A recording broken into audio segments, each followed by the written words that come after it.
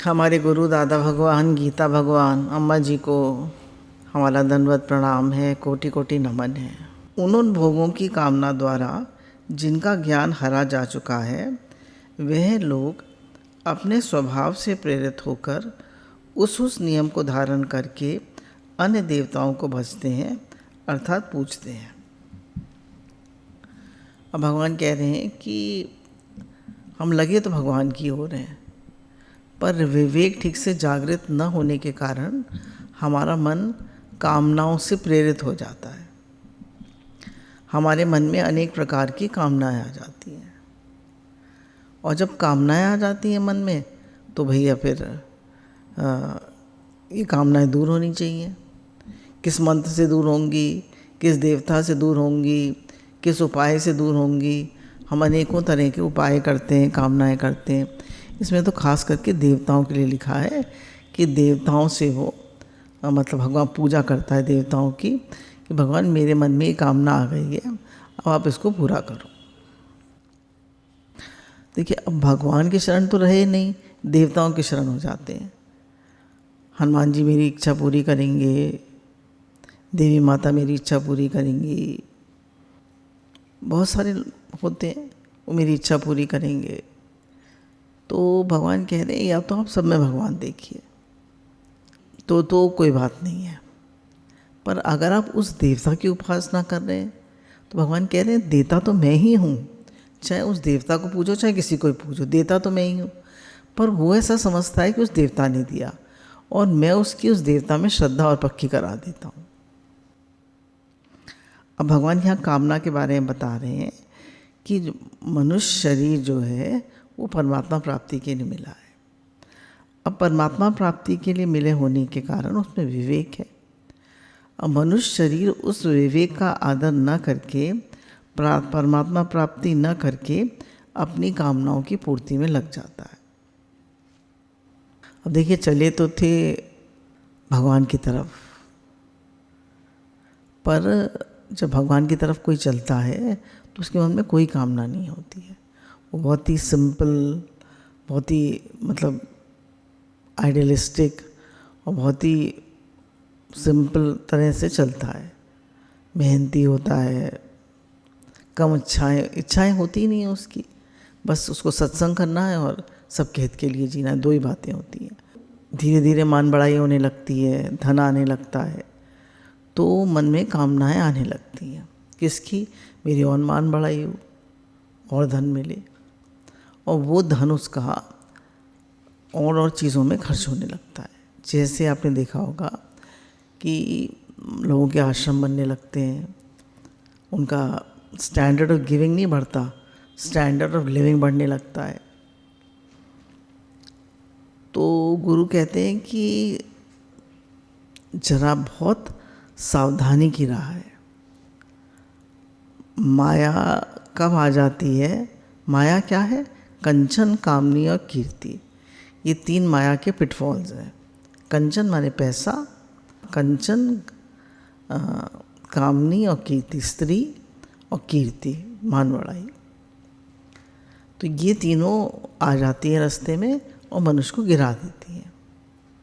पर गुरु अगर हमारे ऊपर होते हैं तो हम हमको डर होता है, गुरु का प्रेम होता है और भय भी होता है। गॉड फियरिंग भी होते हैं और गॉड लविंग भी होते हैं। तो वो माया में हमें फंसने नहीं देते। भगवान ने कहा भी है 9वें अध्याय में, जो निरंतर मेरा भजन करता है वो इस त्रिगुणमयी माया का उल्लंघन कर जाता है। शायद 7वें अध्याय में ही कहा है। तो ये जो त्रिगुणमयी माया है उसका उल्लंघन कर जाता है। अब देखिए, बहुत सारी चीज़ें हमारे सामने आ रही हैं, मान बढ़ाई भी आ रही है, पैसा भी आ रहा है, और बहुत सारी चीज़ें आ रही हैं। पर अगर हमारा मन सिर्फ भगवान में है, और हमें सिर्फ भगवान चाहिए। आजकल तो व्हाट्सएप है, इंस्टाग्राम है, फ़ोन में इतने डिस्ट्रैक्शंस हैं। आदमी फ़ोन में लेके बैठता है 1 सेकंड में कुछ करने के लिए, और कहाँ से कहाँ पहुँच जाता है। हे नाथ, हे नाथ, हे नाथ। तो बहुत ज़्यादा फोकस्ड होने की ज़रूरत है कि मेरा मन माया से उपरत ना हो, किसी भी बात में मेरा मन फंसे ना। परमात्मा की प्राप्ति के लिए जो विवेक युक्त मनुष्य शरीर मिला है, उस शरीर में आके परमात्मा की प्राप्ति न करके अपनी कामनाओं की पूर्ति करने में लगे रहते हैं। संयोगजन सुख की इच्छा को कामना कहते हैं। कामना किसे कहते हैं? अब गुरु कहते हैं मेरे मन की हो, या मुझे संयोगजन सुख। संयोगजन से मतलब संयोगजन सुख मतलब कपड़ों से सुख, खाने पीने से सुख, मेरी तारीफ मिले मुझे इससे सुख। ये सुख हमको जो मिलता है उसको कामना कहते हैं। कामना दो तरह की होती है, यहाँ के भोग भोगने के लिए धन संग्रह की कामना, और स्वर्ग आदि परलोक के भोग भोगने के लिए पुण्य संग्रह की कामना। कह रहे हैं यहाँ पर जो चीज़ मैं चाहूँ वो मुझे मिलती चली जाए। अब देखिए, कामना के साथ एक वो फ्लॉ है कि मच वांट्स मोर। आपको कोई चीज़ मिलेगी फिर और चाहिए, फिर मिलेगी फिर और चाहिए। आप एक दिन शॉपिंग करने गए, फिर मन नहीं भरेगा, फिर और चाहिए, फिर और चाहिए। तो वो तो हम गुरु के किले में रहते हैं, गुरु के सानिध्य में रहते हैं, इसलिए हमारी कामनाएं बढ़ती नहीं है। संसार में तो कामनाओं का कोई अंत ही नहीं है। तो गुरु हमको बता रहे हैं कि दो तरह की कामनाएं होती हैं। एक तो भाई जो जो मेरे मन में इच्छा आ रही है वो सब पूरी हो, और दूसरी कह रहे हैं धन के संग्रह की कामना, कि मेरे पास खूब पैसा हो, खूब फ्लैट्स हो, खूब मेरी प्रॉपर्टी हो, और फिर मैं परलोक में भी मैं थोड़ा दान पुण्य भी कर लूँ ताकि मुझे परलोक में भी सुख मिले। ऐसी उसकी इच्छा होती है। कह रहे हैं धन की भी कामना दो तरह की होती है। एक तो मुझे परलोक में सुख मिले, और एक होती है कि भैया जो मैं चाहूँ वो इच्छा पूरी करूँ। अब देखिए, कामना से कितना दुख मिलता है। सीता जी ने एक कामना करी कि मुझे सोने का हिरन मिले, और जीवन भर राम जी से दूर रही, जीवन भर दुखी रही।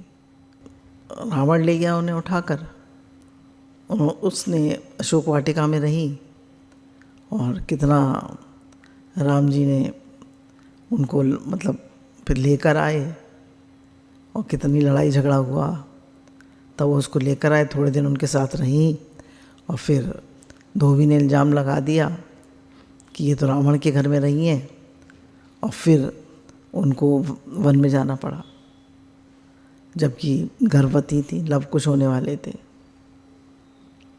तो कितना दुख दुख दुख किसके पीछे? एक कामना के पीछे। तो कामना है ऐसी भली, घुमाती है गली गली, रुलाती है मतलब घड़ी घड़ी।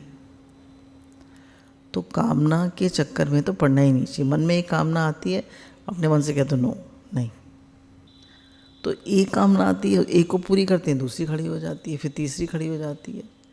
तो किसकी कामना करें? कि मेरा भजन बढ़े, मेरा मन भगवान में लगे। तो गुरु कहते हैं कि भजन की कामना करो, मेरा भजन बढ़े, मैं रोज़ एक पेज का नाम जब लिखूँ, उससे ज़्यादा लिखूँ, कुछ पढ़ूँ लिखूँ। तो ये कामना करिए। संसार की कामनाओं से सुख मिलता तो है, संयोगजन्य सुख मिलता तो है, पर थोड़ी देर का। जैसे आज हमने पार्टी खाई, छोले भी थे, ये राजमा था, पनीर था, फ्राइड राइस था, सब कुछ था, और सब चीज़ बहुत अच्छी बनी थी। अच्छा, फिर कितनी देर का सुख मिला? कुछ मिनटों का संयोगजन्य सुख। फिर एसिडिटी हो गई, सुख गया। नहीं भी हुई तो कितनी देर का सुख मिला। पर भगवान का सुख वो हमेशा का सुख है, एवरलास्टिंग हैप्पीनेस है। तो दुनिया के जितने भी सुख हैं वो थोड़ी देर के लिए हैं, और जिसको बड़ा सुख नहीं मिला वही छोटे छोटे सुख के लिए भागता है। जिसको बड़ा सुख मिल गया, जिसके हृदय में संतोष है, वो उसको ये सब चीज़ें बेकार लगती हैं।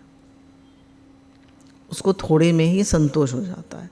वो कहता है बहुत है, अधिक का क्या करना है। फिर नारद जी की बात आती है। देखिए, नारद जी ब्रह्मा जी के पुत्र हैं, तो स्वयंवर हो रहा था, तो उनके मन में कामना आ गई कि मुझे भी विवाह करना है। उन्होंने भगवान से प्रार्थना करी कि मुझे आप हरि जैसा सुंदर बना दीजिए, अपना ऐसा रूप दे दीजिए ताकि मेरी भी शादी हो जाए। तो भगवान ने कैसा रूप दे दिया? बंदर का सा दे दिया। तो भगवान भी तो लीला करते हैं ना। तो कितने दुखी हुए नारद जी, श्राप दे दिया भगवान को। तो एक कामना हमें कितना रुलाती है। उनका मार्कंडेय ऋषि का आता है कि उन्होंने हजारों हजारों साल तपस्या करी, हजारों हजारों साल। और फिर उनके मन में जब भगवान प्रकट हुए तो उन्होंने कहा, वही वर मांगो। तो ये भागवत जी के अंत में आता है।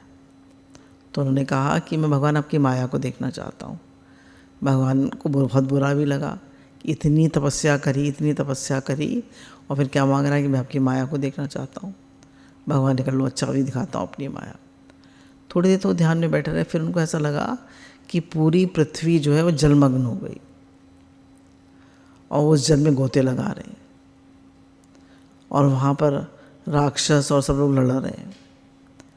और इतनी घबरा गए, इतने घबरा गए, उन्हें बड़ी ज़ोर से भूख और प्यास लग रही है और वो घबरा रहे हैं, बहुत उनकी बुरी हालत हो रही है। उनको लगा अब मरा कि अब गया कि अब हालत इतनी खराब उनकी। और वर्षों वर्षों बीत गए। उन्होंने इच्छा करी थी ना भगवान की माया देखने की।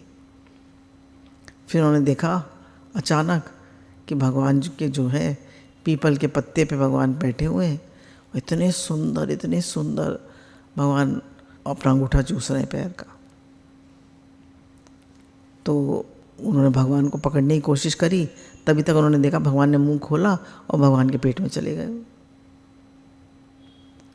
और वो कुछ सोच ही पाते कि फिर भगवान ने सांस ली, फिर बाहर निकल आए, फिर गोते खाने लगे पानी में।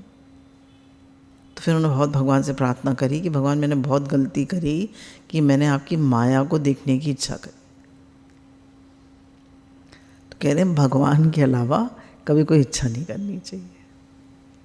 भगवान मेरा आपसे प्रेम बढ़े, मुझे आप अच्छे लगे, मुझे आप प्यारे लगे, मेरा तन मन प्राण रति मति गति सब आप में लगे। क्योंकि संसार में एक चीज़ मिलती है, फिर दूसरे की इच्छा, फिर तीसरे की, फिर चौथे की, फिर पांचवे की इच्छा पे इच्छा बढ़ती ही चली जाती है। इच्छा कभी पूरी होती ही नहीं है। एक संत थे, तो वो एक राजा था, वो बहुत दानी था, बहुत दान देता था। उसको अहंकार भी था कि मैं बहुत दानी हूँ। तो उसके पास गए मांगने के लिए। तो उसने कहा कि मेरा ये कमंडल आप पूरा भर दीजिए और मुझे कुछ नहीं चाहिए। बोले बस। तो राजा ने भरना शुरू करा। तो कुछ कमंडल उनका जादू ही था, वो जितना राजा उसमें डालता वो फिर खाली हो जाता, फिर खाली हो जाता। तो उन्होंने कहा, महात्मा जी मुझे तो पूरा दिन हो गया आपका कमंडल भरते भरते, ये तो भरता ही नहीं है। तो उन्होंने कहा, ये कैसा कमंडल है?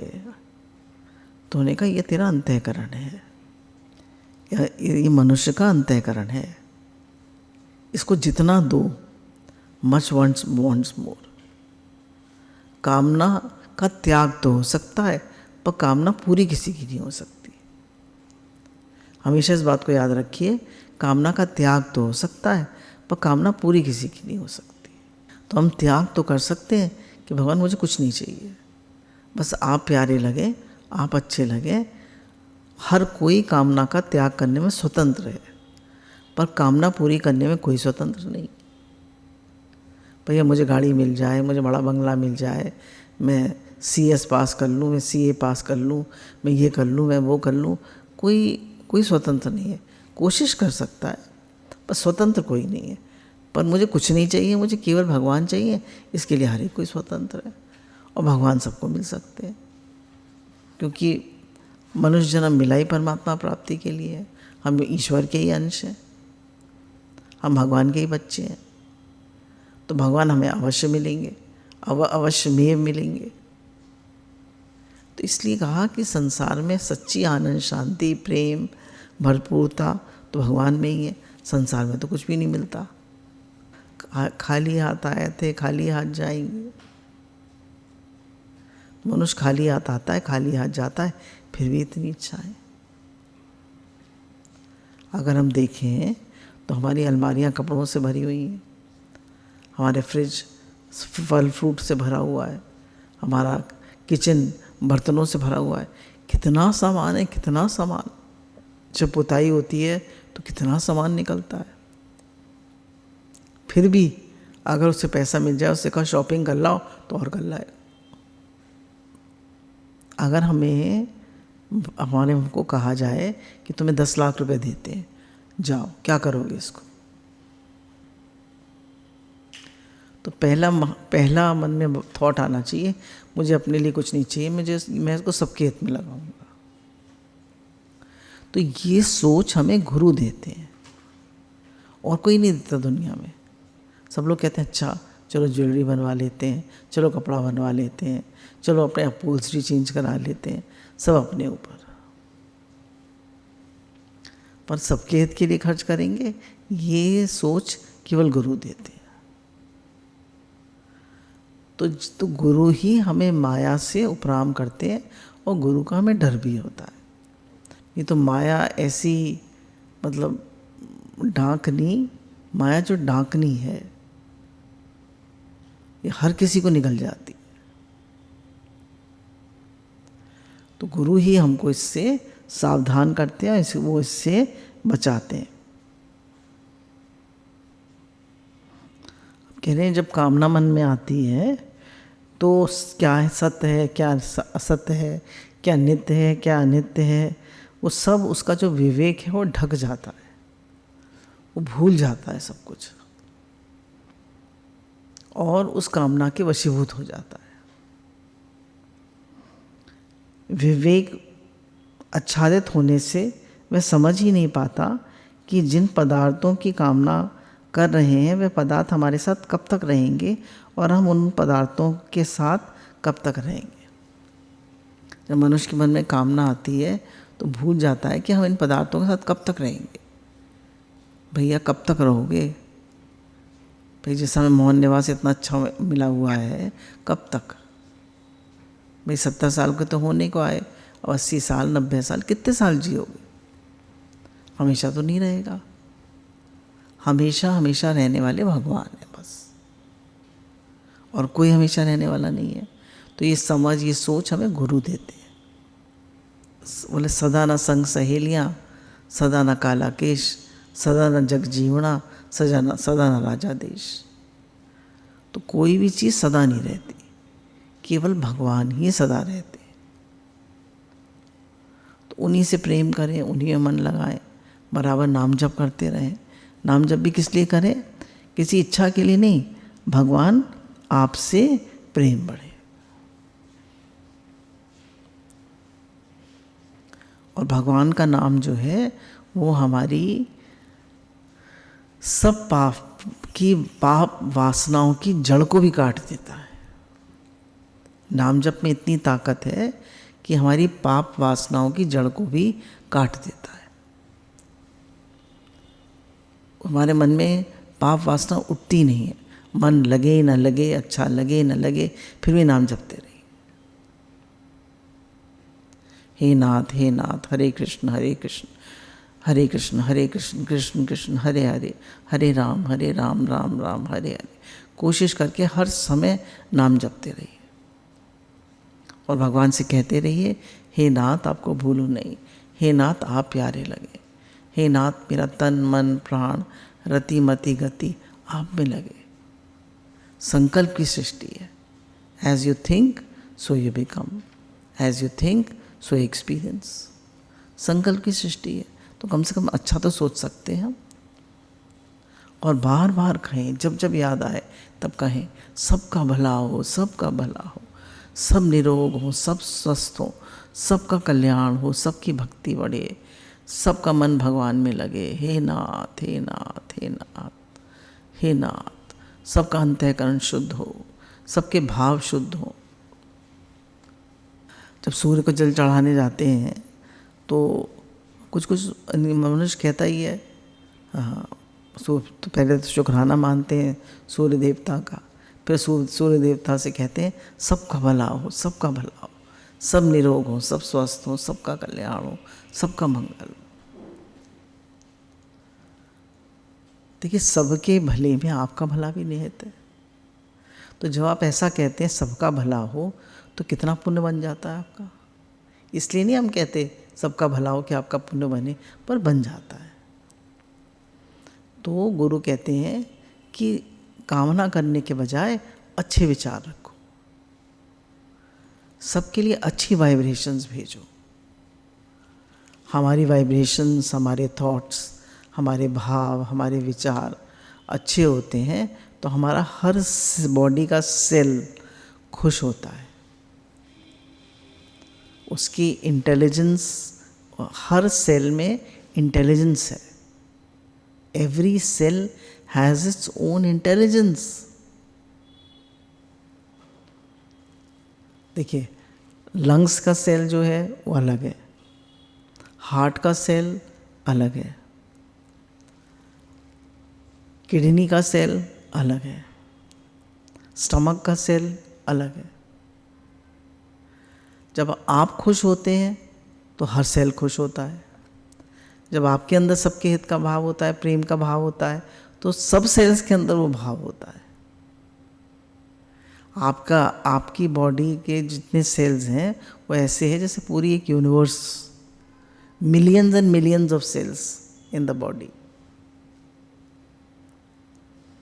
तो आपका एक विचार पूरे सेल्स को वो सेम मैसेज देता है,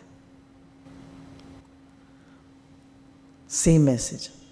तो जब हम ये सोचते हैं सबका हित हो, सबका भला हो, सब खुश रहें, सब स्वस्थ रहें, तो वो थॉट सबको मिलता है। तभी गुरु कहते हैं, कितना अच्छा सोचना गुरु हमें सिखाते हैं, सबका भला हो, सबका हित हो, सबका मंगल हो, सबका कल्याण हो। बार बार कहिए, अनेक बार कहिए, और अपने लिए कामना ना करके सबका भला सोचिए।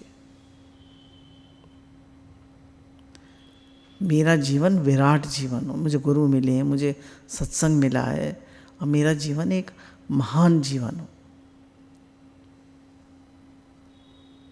ऐसे ही नहीं जैसे सब लोग जी रहे हैं, महान जीवन हो।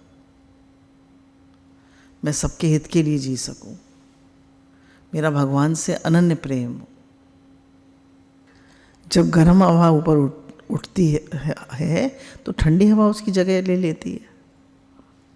तो जब आप राइज करेंगे तो और लोग भी राइज करेंगे, है ना। एक एक को राइज करना है। Every soul has to rise. आपके भाव अच्छे हैं तो आपके चारों तरफ शुद्ध वाइब्रेशंस का एक ऑरा बन जाएगा, है ना, और वो ऑरा चारों तरफ फैलेगा। फिर आपके आसपास जो लोग आएंगे उनको भी शुद्ध वाइब्रेशंस मिलेंगे। तो पूरी पृथ्वी का भला होता है। जैसे कहते हैं कि भाई गौतम बुद्ध का जो ऑरा था वो 80 किलोमीटर तक लोगों को शुद्ध वाइब्रेशन मिलती है, और हमारे गुरु का वो ऑरा कहाँ तक जाता है। तो ऐसी एक एक सोल, हमारे गुरु कहते हैं, अम्मा जी कहा करते थे हाथ पकड़कर कि संकल्प करो मेरा जीवन निष्कामी बने, मैं सबके हित के लिए जीऊँ। निष्कामी मतलब मेरे मन में कोई कामना ना हो। तो धीरे धीरे हम ऐसे बनता ही जाए कि हमारे मन में कोई कामना ना हो, मेरा जीवन सबके लिए हो, प्रेम हो, आनंद शांति हो, सबके लिए शुद्ध भाव हो। ऐसा जीवन कहाँ मिलता है। संसार में तो आग लगी पड़ी है। कबीरदास जी ने कहा, कोठे चढ़ के वेखिया, घर घर लागी आग, बिना आग जल रहा था संसार, सदके जावा सदगुरु के, नहीं तो मैं भी जल जाती।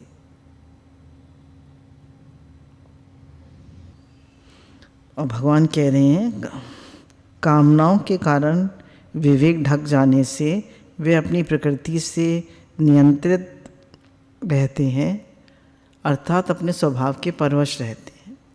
यहाँ प्रकृति शब्द व्यक्तिगत स्वभाव का वाचक है, समष्टि प्रकृति का वाचक नहीं। ये व्यक्तिगत स्वभाव का सब में मुख्य होता है।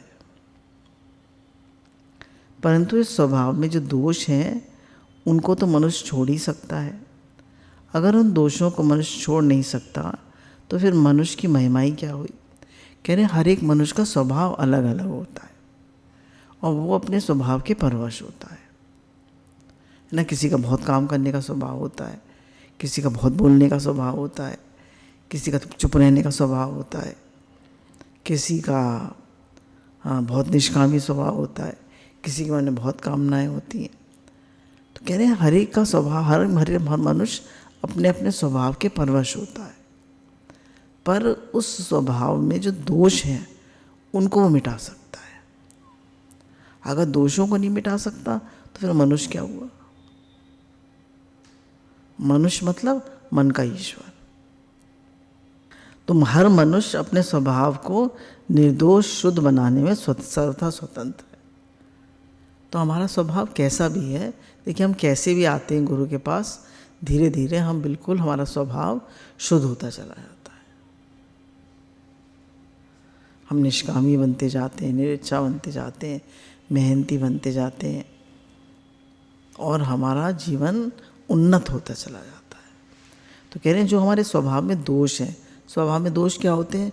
गुस्सा करना, इच्छा करना, अहंकार करना, काम क्रोध लोभ मोह मद मत्सर, ये दोष होते हैं। ईगोइस्टिक नेचर, लेजी, काम को टालना। तो कह रहे हैं ये सब दोष धीरे धीरे हमारे स्वभाव में से मिटते जाएं।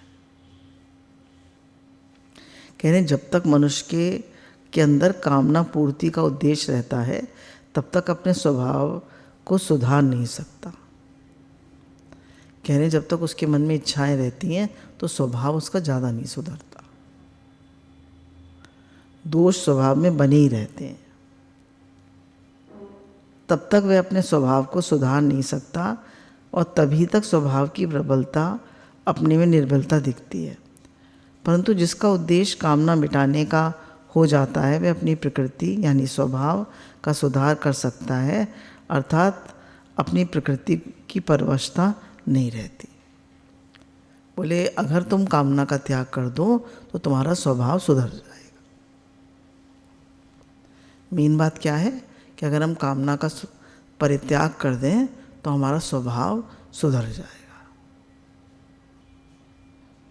अब कह रहे हैं कामना जो है उसके चक्कर में पड़कर मनुष्य जो है वो अनेकों देवताओं के चक्कर में पड़ जाता है कि वो देवता तुम्हारी कामना पूरी करेंगे, उन देवता की पूजा करो, उन देवता की पूजा करो, तो वो भगवान से दूर हो जाता है। देखिए देते तो भगवान ही है पर मनुष्य की श्रद्धा उस देवता में हो जाती है। तो भगवान कह रहे हैं कामना पूर्ति के लिए अनेकों उपाय और नियमों को धारण करके मनुष्य अन्य देवताओं की शरण लेते हैं, भगवान की शरण नहीं लेते। कहने का तात्पर्य है कि वे देवता तो भगवत स्वरूप नहीं मानते, प्रत्युत उनकी अलग अलग सत्ता मानते हैं। इसी से उनको नाशवान फल मिलता है। अगर वे देवताओं को अलग सत्ता न मानकर उनको भगवत स्वरूप ही माने तो फिर उनको अंत में फल वही मिलेगा, परंतु अविनाशी फल मिलेगा। कह रहे हैं अगर हमारे बहुत से लोग क्या करते हैं अपने मंदिर में उनके राम दरबार भी होगा और राधा कृष्ण भी होंगे, देवी माता भी होंगी, शिव जी भी होंगे, हैं तो सब एक ही। पर गुरु ने कहा कि एक इष्ट होना चाहिए, एक इष्ट, एक मंत्र, एक शास्त्र, एक गुरु और एक माला। सब चीज़ एक होती है तो उद्धार बहुत जल्दी होता है। कह रहे हैं आर्थ और अर्थार्थी तो भगवान की शरण होते हैं जो 4 प्रकार के भक्त बताए, पर जो कामना वाला होता है वो देवताओं की शरण चला जाता है। और एक भगवान है वासुदेव सर्वम, जब कामना आती है तो ज्ञान ढक जाता है, बिल्कुल भूल जाता है कि वासुदेव सर्वम, ये कामना ना तो प्रकृति की बनाई हुई है ना परमात्मा की बनाई हुई है। परंतु मनुष्य की अपनी बनाई हुई है, इसलिए उसको मिटाने की जिम्मेवारी भी मनुष्य में है। बोले कामना किसी की बनाई हुई नहीं है, कामना हमने बनाई है, तो उसको मिटाने की जिम्मेवारी भी हमारी है। मेरा मान हो, मेरा सम्मान हो, मुझे लोग पूछें, मेरी इम्पोर्टेंस हो, बहुत सारी कामना होती है, खाली पदार्थों की नहीं होती, बहुत सारी कामनाएं होती हैं। मुझे सब अच्छा समझें, बस एक कामना हम सबका, कामना तो नहीं कहेंगे उससे, मतलब इसको तो यही कहेंगे कि ये हमारा स्वरूप है कि मेरा भगवान से प्रेम बढ़े और मुझे भगवान अच्छे लगे, प्यारे लगे और मेरा इसी जन्म में उद्धार हो जाए। मुझे गुरु मिल गए, गुरु क्या मिले, भगवान मिल गए। कितना बेरुखा था जीवन, कितनी बेबसी, रूठ ही गई थी मानो मुझसे जिंदगी। गुरु क्या मिले, भगवान मिल गए। गुरु मिले तो उन्होंने भगवान से जोड़ दिया। अब एक ही मन में अपने उद्धार का वो रखें कि भगवान मेरा आपसे प्रेम बढ़े, मुझे आप अच्छे लगे, है ही भगवान आपने बताया है, उसी में हम डटे रहें। और कामना मन में आए तो उनको इग्नोर कर दें, उनसे मन हटा लें और नाम जप करते रहें। कामना का त्याग करने में हम सब स्वतंत्र हैं और कामना पूरी करने में कोई स्वतंत्र नहीं है। कहते हैं भगवान राम के पिता की भी कामना, दशरथ जी की कामनाएं पूरी नहीं हुई, तो हमारी कैसे हो जाएगी। गुरु भगवान के अनंत अनंत अनंत शुक्राना।